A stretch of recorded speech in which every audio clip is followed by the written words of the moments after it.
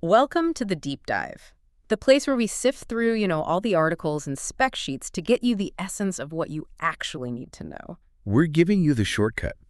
And today, we are talking about something that always gets people excited.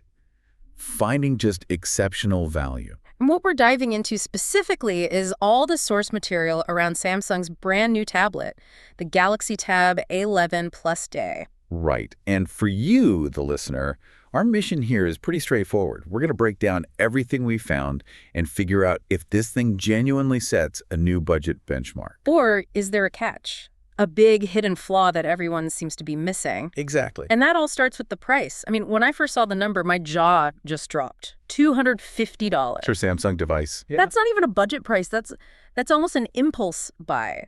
My first reaction was just, well, pure skepticism.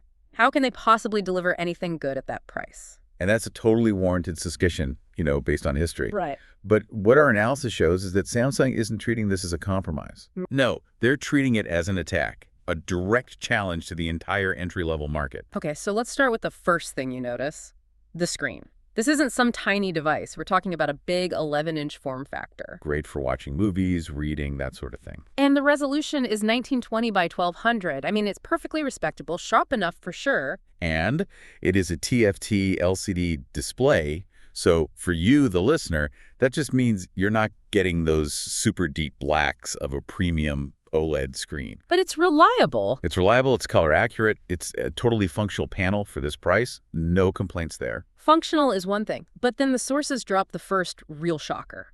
The first spec that made me sit up and go, okay, wait a minute. I think I know it's coming.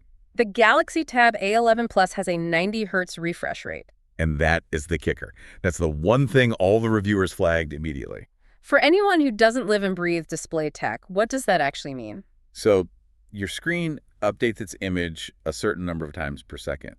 Budget devices, they're almost always 60 hertz. Which is fine, but you can feel it, right? When you're scrolling fast, it feels a little, I don't know, choppy. Exactly. It feels a bit heavy.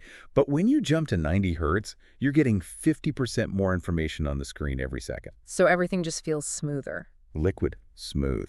Scrolling, animations, the whole device just feels snappier. Even if the processor inside isn't, top of the line, it's a huge upgrade to the user experience. So the screen already punches way above its weight. But that usually means cost-cutting somewhere else. At $250, I'm thinking? The body must be cheap plastic, right? And that's the second big surprise. All the reviews we looked at describe a proper metal unibody design. Actual metal. Not just plastic painted to look like it. Actual aluminum alloy. It has that premium, cool-to-the-touch feel. It's a huge psychological thing, holding something that feels solid. And they didn't stop there, did they? They added some durability. An IP52 rating, which means it's protected from a bit of dust, in that backpack or whatever. And some water resistance. Right, so it can handle splashes. You're making something in the kitchen, you splash some water on it, you're fine. It's not for swimming, but it's durable. It seems like they're really trying to fight that idea that cheap means flimsy. It's the whole strategy. Make budget tablets feel cool again. Okay, let's unpack this. Here's where it gets really interesting. Because usually, when you get a nice metal shell, you have to compromise on the internals to hit the price point. But the specs here, Samsung just threw down the gauntlet. Yeah, absolutely did. And this is the part of the deep dive that really matters for your day-to-day use. Let's talk about the memory, the RAM. It's a huge jump from the last model, the A9 Plus app. Which had 4 gigs, pretty standard stuff. This new A11 Plus goes from 4 all the way up to 8 gigabytes of RAM. 8 gigs in a $250 tablet. That's genuinely game-changing. And then there's the storage. It's not a typo. 256 gigabytes of storage built in. And here's the so what. Here's why that matters to you. Think of RAM as your desk space. With 4 GB, you have a tiny desk. You open a few apps, a few browser tabs, and you have to start closing things to make room. Apps have to reload from scratch. Right, that frustrating moment when you go back to your email and the whole app has to relaunch. Exactly. But with 8 GB, you have a huge, clear workspace. You can keep tons of apps open in the background, 15 browser tabs. And it all just stays there ready to go. It's a massive usability boost. It moves this tablet from something that struggles with multitasking to a genuinely reliable workhorse. It totally changes what a budget device can actually do. 8 gigs gives you enough headroom for some light photo editing, things that would have been impossible before. For sure. So what's powering all this? The sources say it's a MediaTek MT8775 processor. And here's where I have to push back a little. If they put in 8 gigs of RAM, why not a slightly better chip? Isn't that processor now the weakest link? It's a great question. Yeah. And it's all about that balancing act for the price. The MT8775 is, perfectly adequate. It's fine for browsing, streaming, all the normal stuff. But not a powerhouse. No, but the key insight from the sources is that the 8 GB of RAM acts like a giant performance buffer. It means the processor is never really struggling or bottlenecked. So the smoothness comes from the memory, not just raw processing power. Precisely. It's an incredibly smart way to allocate their resources for this price point. And what if 256 gigs of storage still isn't enough for you? No problem. They kept the micro SD card slot so you can expand it even further. No compromises on the basics. All right, let's talk power and endurance. How's the battery life? It's got a 7,040 milliamp hour battery, which is a pretty good size for an 11-inch screen. And in the real world, what does that mean for you, the listener? It means you'll comfortably get through a full day of typical use. If you're just watching video, you could probably binge a whole season of a show on a flight, 10, maybe 12 hours. And charging? It has 25-watt USB-C charging, so when you do need to top up, it's reasonably fast. Again, sensible choices all around. Okay, what about the other bits and pieces? Cameras. Functional, not flashy. You've got an 8-megapixel on the back, 5-megapixel on the front. Which is totally fine for video calls or, scanning a document. Nobody's shooting their family portraits with a 11-inch tablet. Right. It meets the expectation. But before we move on, we have to just take a moment to appreciate one feature that's becoming an endangered species. You're talking about the headphone jack, aren't you? I am. The sacred 3.5-millimeter headphone jack lives.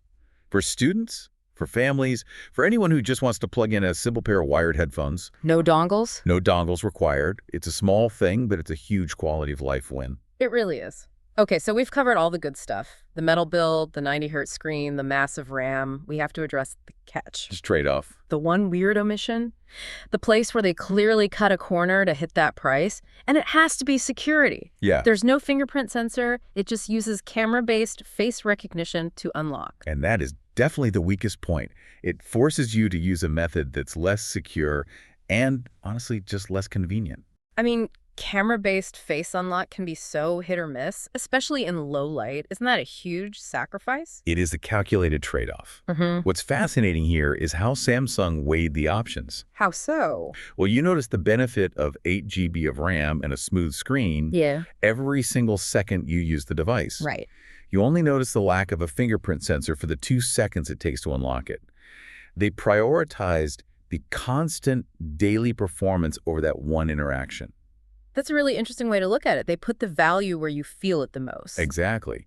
And for a $250 device, that omission becomes, well, pretty forgivable when you consider everything else you're getting. And this isn't old hardware either. It ships with Android 16 right out of the box. So it's up to date with all the latest features and security updates. So let's just recap the whole package here. A metal unibody, a 90-hertz screen, 8 gigs of RAM, 256 gigs of storage, the latest Android, all for $250. What does this all mean for the market? It means Samsung has completely redefined the word budget. The sources are unanimous on this. The Galaxy Tab A11 Plus makes a lot of other tablets at this price look instantly obsolete. Who is this really for then? Who's the ideal user? The sources are pretty clear. It's fantastic for students, for notes and research. It's great for families who need a shared device that can handle a bit of everything. Or really just anyone who wants a solid tablet for media and some light work, but without, breaking the bank. And that's the key. It can handle more than just basic stuff because of that 8 GB memory cushion. Yep. It has a kind of future-proofing that 4 GB tablets just don't. So the thesis is confirmed. The thesis is absolutely confirmed. Samsung has genuinely raised the bar. They've created a value proposition that other companies are now going to be forced to try and match. It's really refreshing to see a major company deliver so much for so little. It gives you, the consumer, a real powerful option. And we hope this deep dive was that knowledge shortcut you were looking for. You now know exactly what's under the hood, why the specs are so shocking, and what that one single compromise is. And if we connect all this to the bigger picture, it raises a really important question for you to track going forward. Okay. Will the pressure from a device like this, a high-spec, aggressively priced tablet, will it force all those other manufacturers to finally abandon 4 GB of RAM in their budget devices. You're saying, will this kill the 4 GB standard for good? That is the real benchmark test. That's what we need to watch for in the next product cycle. A great thought to chew on. Thanks for diving deep with us. We'll catch you next time.